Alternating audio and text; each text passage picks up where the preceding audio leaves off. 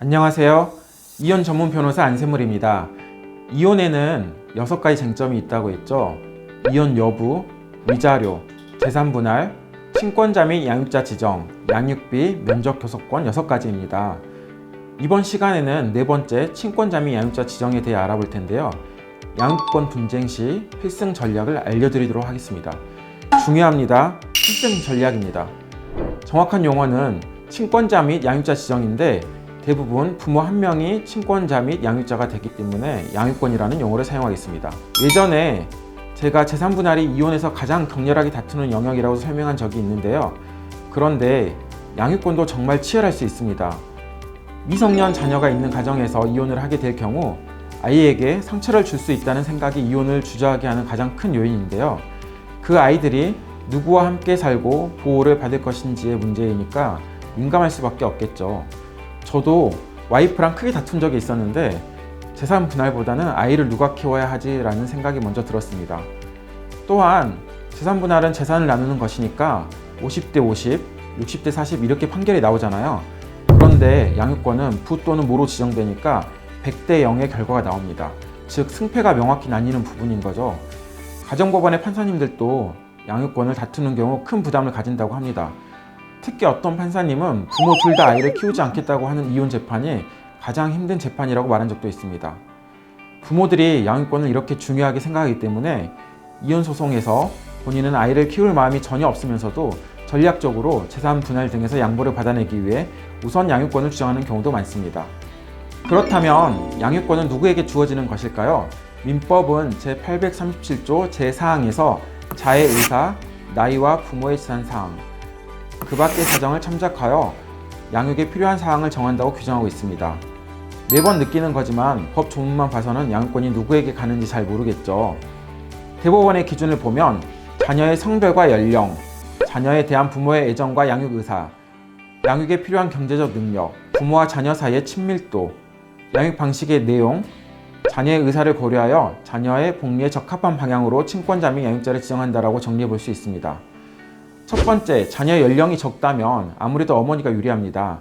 아이가 어릴 때는 특히 어머니의 보살핌이 필요하기 때문입니다. 두 번째, 자녀에 대한 부모의 애정과 양육 의사는 양육권 분쟁 중에는 모두 나는 아이를 사랑하고 양육 의사가 충분하다고 주장할 거기 때문에 별 의미는 없는 것 같습니다. 세 번째, 경제적 능력이 중요한데요. 양육에 필요한 경제적 능력과 거주하게 될 환경 등이 상대방보다 좋다고 주장해야 합니다. 네 번째, 양육 방식의 내용인데요.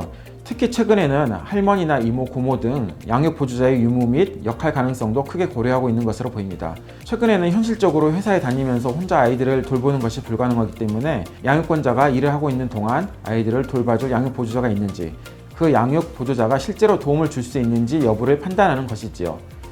경제 능력이 중요하다고 했는데요.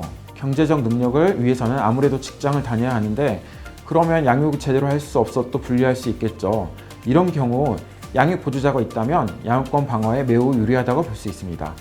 다섯 번째, 부모와 자녀 사이의 친밀도인데요. 아무래도 혼인 기간 중 주 양육자가 친밀도가 높을 수밖에 없습니다.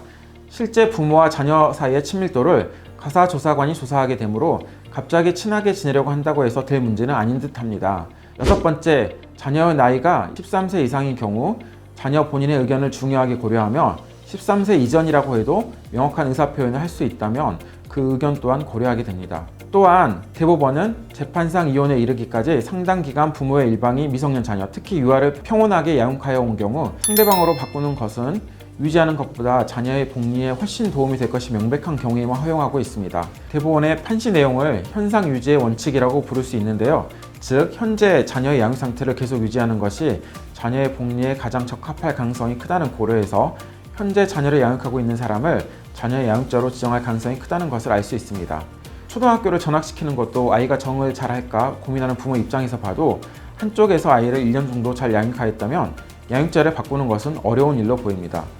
저는 실제 소송에서 이 현상 유지의 원칙을 매우 중요하게 생각하고 있습니다. 왜냐하면 이혼 소송 중에 대부분의 고려 요소인 성별, 나이, 친밀도, 경제 능력 등을 드라마틱하게 개선하는 것은 불가능하기 때문입니다. 그런데 별거를 시작하면서 우선 아이를 양육하기 시작하면 이혼 소송을 통해 양육자가 결정되는 것은 아무리 짧아도 1년, 항소까지 한다면 3년까지도 걸리기 때문에 양육자를 변경하는 것은 현실적으로 어렵습니다. 또한 아이와 같이 있는 부모는 자신의 양육 의사를 쉽게 어필할 수 있고 아이와의 친밀도도 상승시킬 수 있으며 아이도 지금 살고 있는 부모와 같이 살고 싶다는 의사를 피력할 가능성도 큽니다.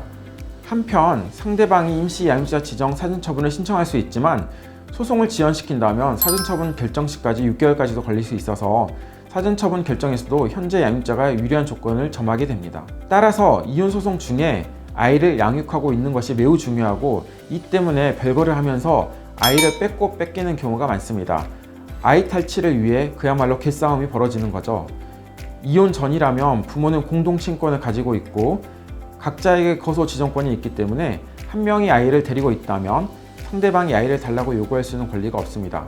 상대방이 집 앞에 와서 행패를 부리면서 아이를 달라고 경찰에 신고하는 경우도 있는데 경찰에 이 상황에 개입하기 힘듭니다. 아이를 뺏기는 경우가 크게 두 가지가 있습니다.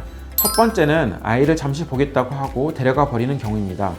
법률적으로 비양육친에게 면접교섭권이 인정되므로 아이를 보여줘야 하는 것은 맞지만 아이를 다시 돌려주지 않을 가능성이 크기 때문에 임시 양육자 지정 사전처분을 통해 양육자가 지정되거나 면접교섭 사전처분이 이루어지기 전까지는 아이를 보내지 않는 게 좋습니다.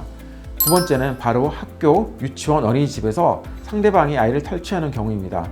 실제 학교 등에서 아이를 뺏기지 않기 위해 전학시키는 경우도 많이 있는데요. 아이를 전학시키는 것도 아이의 복리를 위해 바람직하지 않기 때문에 제가 다른 방법을 알려드리겠습니다. 저희 둘째 아이의 실제 유치원 치원 동의서, 등하원 동의서를 가져와 봤는데요. 치원 동의서를 저희 와이프가 작성하였습니다. 그러면 유치원에서는 저희 와이프를 주양육자로 보고 모든 법률 관계를 저희 와이프와 진행합니다. 그리고 등하원 동의서에 등원 도우미 선생님과 어머니, 그러니까 장모님만 들어가 있네요. 저희 와이프는 이혼을 준비하는 것도 아닌데 완벽하게 서류를 작성해 줬습니다. 저도 등하원 동의서에 제가 안 들어가 있다는 것을 이번에 처음 알았습니다. 그러니까 제가 하원시킬 때는 와이프가 남편이 간다고 전화를 해줘야 아이를 내준다고 합니다. 따라서 등하원 동의서에 상대방이나 상대방 부모님이 들어가 있다면 학교 등에 연락해 수정해야 합니다. 그리고 남편이 등하원 동의서에 기재가 안 됐다고 하더라도 그동안 얼굴을 자주 봤기 때문에 아이를 달라고 한다면 무심코 넘겨주는 경우도 많이 있습니다. 이혼 소송 중이라면 학교 등에 연락해서 등하원 동의서에 들어가 있는 사람 외에는 절대 아이를 주지 말라고 확인하는 것이 좋습니다. 이제 상대방 입장에서 살펴보겠습니다. 아이를 뺏겼다면 어떻게 해야 할까요? 소송에서 친권자명 양육자 지정 청구를 한다고 하더라도 실제 판결까지 오래 걸리기 때문에 별도로 임시 양육자 지정 사전처분을 신청해야 합니다. 사전처분이란 소송이 계속되는 중에 임시적인 조치가 필요한 경우 소송이 종료될 때까지 효력이 있는 처분입니다. 그리고 판결 시까지 아이를 보면서 유대관계를 증진하기 위해 면접교섭 사전처분을 신청해야 합니다. 현상유지의 원칙 중요하다고 설명드렸죠? 사전처분 때의 양육자와 이혼 소송이 마무리된 후에 양육자가 다르다면 아이는 혼란을 느낄 수밖에 없습니다.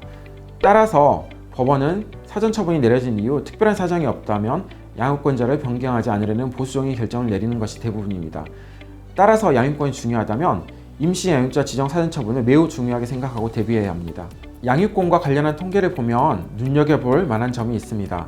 2014년 전국 가정보건 통계를 보면 양육자를 어머니로 지정한 경우가 77%, 아버지로 지정한 경우가 23%였습니다. 즉, 어머니가 아버지보다 양육자가 될 가능성이 월등히 높은 것을 알 수 있습니다. 경험상 어머니의 모성애가 아버지의 부성애보다는 강하며 양육 의사가 더 큰 것으로 보이고 어머니가 주양육자인 경우가 많아서 아이들과의 친밀도 또한 높고 그 결과 아이도 어머니와 살고 싶은 의사를 밝힐 가능성이 큰 것으로 보입니다. 따라서 아버지가 양육권을 갖고 싶다면 더욱 철저하게 준비해야 합니다. 오늘 친권자 및 양육자 지정에 대해 알아보았는데요. 반드시 아이를 양육하고 싶다면 저 안샘물 변호사 상담하시기 바랍니다. 감사합니다.